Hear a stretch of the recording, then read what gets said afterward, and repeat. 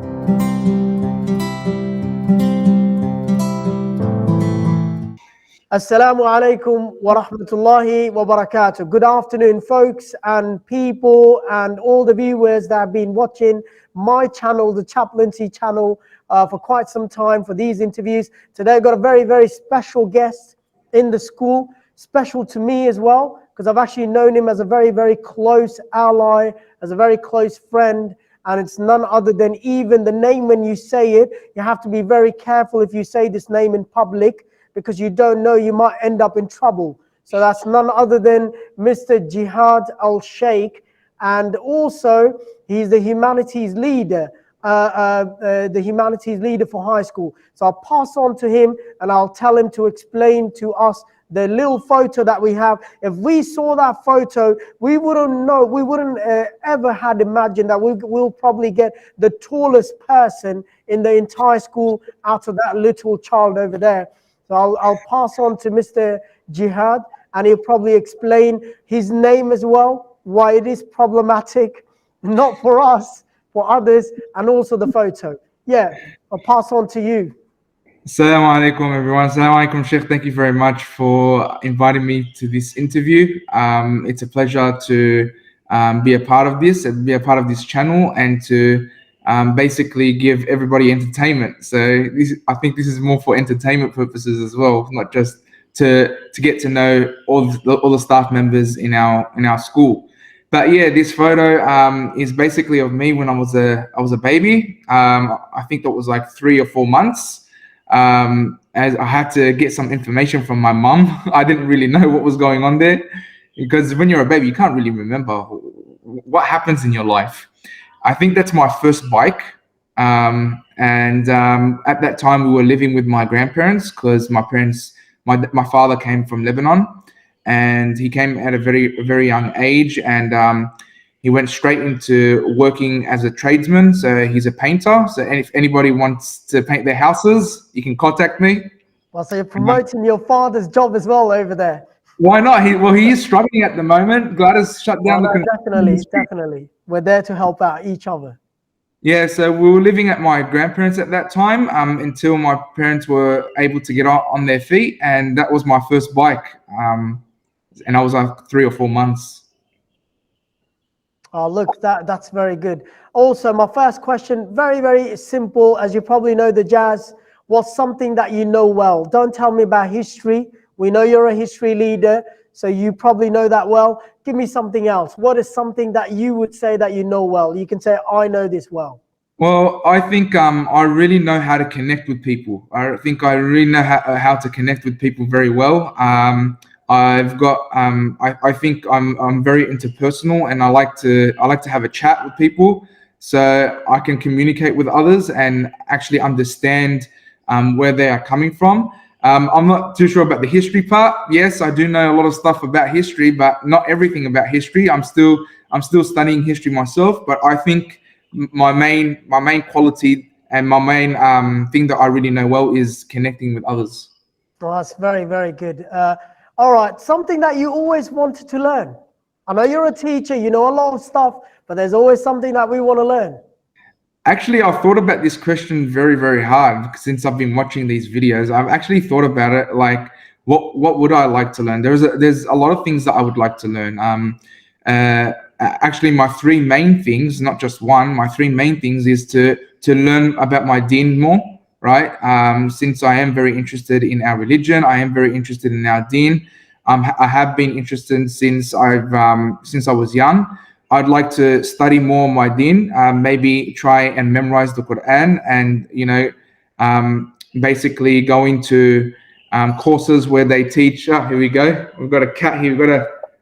We've got our special guest here, right here. To maybe go into courses where I can learn about Sharia and Aqidah and all the different sciences of our deen.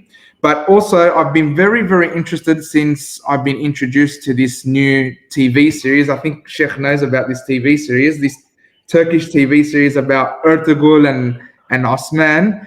I've been very fascinated about learning how to ride a horse. Well, that's a good one.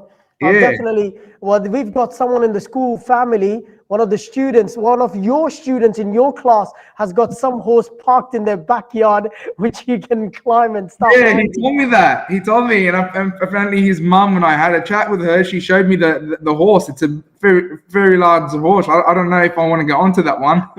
Well, you probably will be like Omar on the horse. You know, when Omar sat on the horse, his feet would touch the ground. That's how tall he was. Oh, this is a big horse, Sheikh. I'm telling you, this one is a really big one. And so what's the third one that you would like to learn? So learning how to ride a horse. Oh, that's great. Look, Yeah. well, probably me and you, we can both do that together. I'm not Inshallah. sure about the Artughul side of things. I don't know if I said that name right, but yeah, probably I'll learn how to ride a horse. Yeah. All right, my final question to you is something that people are usually surprised when they hear about you. I think you've already basically addressed that. Something that's very surprising is how a tall man can come out from a very small baby. Because whenever I speak to my friends, they're actually fascinated about how I was born very, very small. In fact, I was born 2 kilos. So I was a very, very small baby, and I was the smallest one in the family. My younger brothers were bigger than me when they were born, but that's something surprising. And they think that a tall man is a tall baby or a big baby, but I was never a big baby. Even like it wasn't till like high school that I actually started growing. So in year 10. I wish I was like that. I never grew from what I am today. So many years have passed. I'm still hoping a day might come that I might grow at some point. I've been watering my body a lot, so hopefully I work like the plants, so I might grow at some time. Don't worry, Sheikh. My title has been taken away from me. Mr. Whitehead is taller than me. Yeah, that's right. Well, look, I'd be happy if I had your height as well, even if I was not that high. I'm happy where I am as well. Look, finally, I would like you to give us an advice. You know, we're all family. Give us some positive words. How are we coping? On that note, everyone, you should know that if you don't know what the cases numbers are in New South Wales, this is the man to go, because he has the first-hand report as probably the right-hand person of Gladys, and he knows the numbers. So tell us what the numbers are today before you go to the 390 cases today. Oh, so I knew that if I want to find out the right cases, I should talk to you. Yeah. Tell us, give us some positive news. You know, we've been hearing, everything that comes out from Dr. Chant's mouth, everything that comes out from Brad Hazard's mouth, and everything that comes out from Gladys' mouth is not glad at all. So maybe you can give us something positive. Well, I think with this whole situation, I think we need to, there are 2 ways that we can see this. We can see this as either a blessing or we can see this as punishment from Allah subhanahu wa ta'ala. So we got to remember that this virus was created by Allah subhanahu wa ta'ala, no matter what the theories say about China and about Trump and about all these other people and what they're claiming, that it's all of a game. We gotta understand that this is from Allah subhanahu wa ta'ala. It's a test for us. We should know that past civilizations and past generations have gone through similar aspects, and they didn't have the technology that we have today.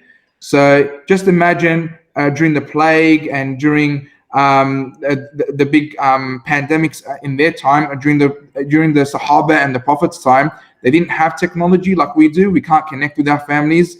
They couldn't connect with the outside world. They had to stay in lockdown in their own places as well and quarantine so that they don't spread the virus. But I think we should take this as a blessing because we're always on the run. So we're basically always on the run. It's like life has become like a rat race, and we're always on the run to make money and to pay our bills and to feed our families. And we don't have much time for our deen. We don't have much time for our families. We don't have much time for anything, basically. And as we know, we're teachers. We're always occupied with something. I think we should take this opportunity and take it for granted to get closer to Allah subhanahu wa ta'ala. Maybe do extra prayers, our sunnah prayers, and maybe to connect with the Quran more and learn a bit of our hadith as well, the sunnah of Rasulullah sallallahu alaihi wasallam. because once we are out of this pandemic, we're not going to have this opportunity again. It might not come ever again. We might die before that. So I just think that we should take this as a blessing, and Allah has slowed down life for us, and He's trying to tell us, I want you to rekindle your relationship with me. Well, look, such a great advice, that's such a positive advice for all of us. And look, I really want to thank you. Before we go, the difficult part, so I'm actually going to be sharing the riddle now. Hopefully you get this right. Your wife got it right. And if people don't know something, a surprising fact about Mr. Jihad that people may not know, Miss Laura is Mr. Jihad's wife. And she actually got the quiz right. Let's see if you can get it right. And I'm going to play it for you. I'll give you 10 seconds. You're my friend. I'll give you 5 extra seconds. 15 seconds for you. So I'm going to take your photo off. And I'm going to put that quiz now so you can answer this quiz. All right, here we go. I'm going to be sharing it with you. So can you see it? I can see it. All right, I'll play it. So listen to it carefully. Actually, this one's not listening, so you have to read it carefully. Okay.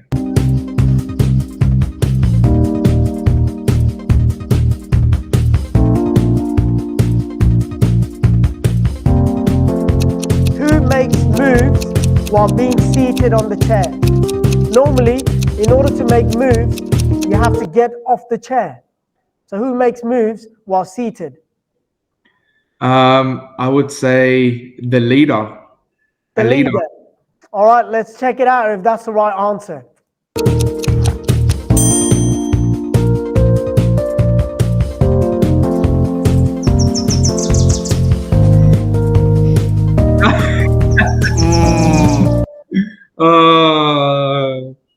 I was close, but you were close. That's right. There's a king in chess as well. There's a queen in chess. Yeah, that's right.